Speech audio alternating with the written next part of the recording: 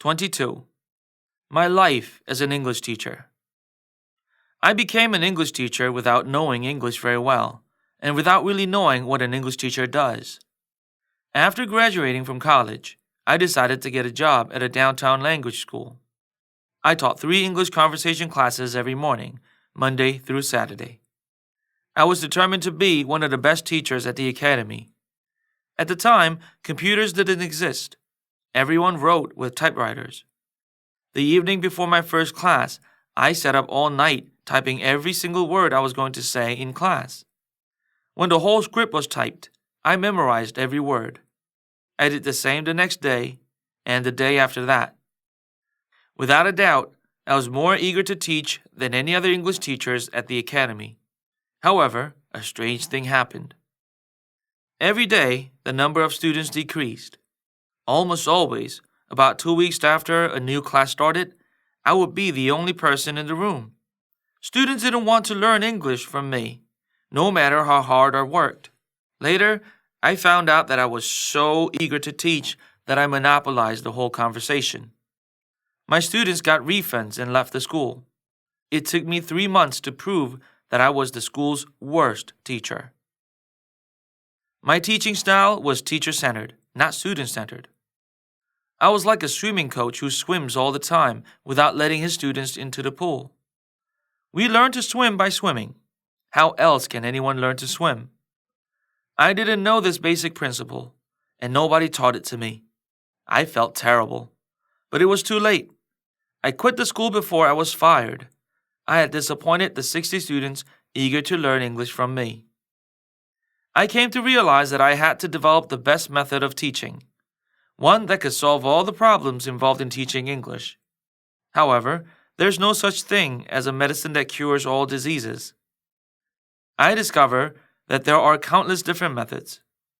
I also found out that I needed to be exposed to these different methods in a variety of situations. I used props, songs, pictures, and gestures in teaching. I taught with books closed and with books open. I taught English outside under the trees. I filmed and analyzed how other teachers worked. Wanting to experiment with various methods, I persuaded a middle school principal to allow me to teach the worst 10% of students at his school for free. I got a job at SM Girls Middle School in Daegu, teaching 480 students in the huge school auditorium for 6 months. I tried my best, but I doubt that my efforts were fruitful. Now I thank the school principal, Kim Kyung-ho, for the rare opportunity. 12 years before the Olympics were held in Korea in 1988, I taught English to taxi drivers. Each time I taught 200 adults in a large auditorium. It was not easy to teach so many people at the same time, but something in me was growing and was being strengthened. I was learning how to manage hundreds of people in one class every week.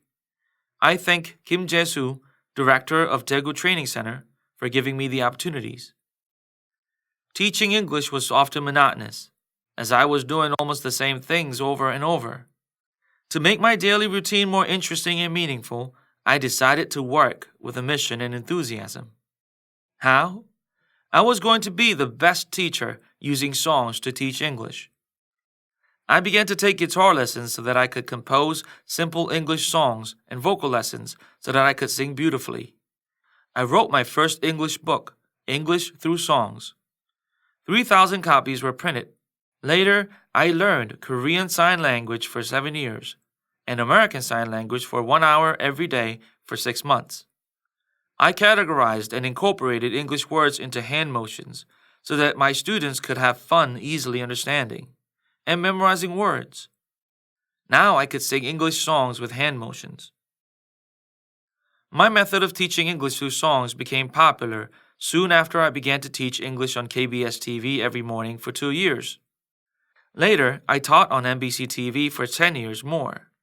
With all the publicity, my language school business grew very quickly.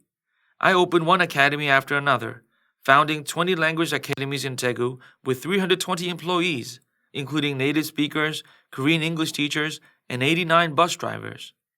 I had 40 other franchise schools in major cities around Korea.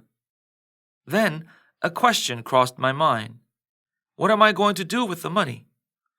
I needed a financial goal, which was to establish a private school or a university of foreign studies on the island of Jeju.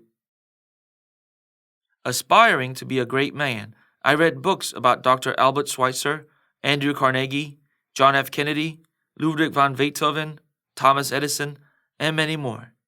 Dr. Schweitzer went to Africa, cut down trees, built a hospital, and spent the rest of his life taking care of the poor and the sick. I realized that he did not work for money, but for a good cause. Andrew Carnegie spent a great amount of his wealth to build many libraries and other educational and cultural facilities. Carnegie said, "It's a disgrace to leave even a cent." This phrase was planted deep in me. The great musician, Beethoven, composed music when he was completely deaf. In reading about Beethoven, I learned that I could achieve anything if I think I can. Edison taught me that I should work hard with patience and persistence. My life goal changed from time to time, but eventually I knew that I was right to be an English teacher. At the same time, I would enjoy singing songs, acting in class, and raising animals as a profitable hobby. A Reader's Digest article taught me, life is a journey, and it is the journey that counts, not the arrival. I will enjoy every minute of my life as an English teacher. I don't know when my last day will be, but I want to be buried as an English teacher who created a new method of teaching through songs. I also hope that my descendants and students will grow to be greater than me and make the world a better place.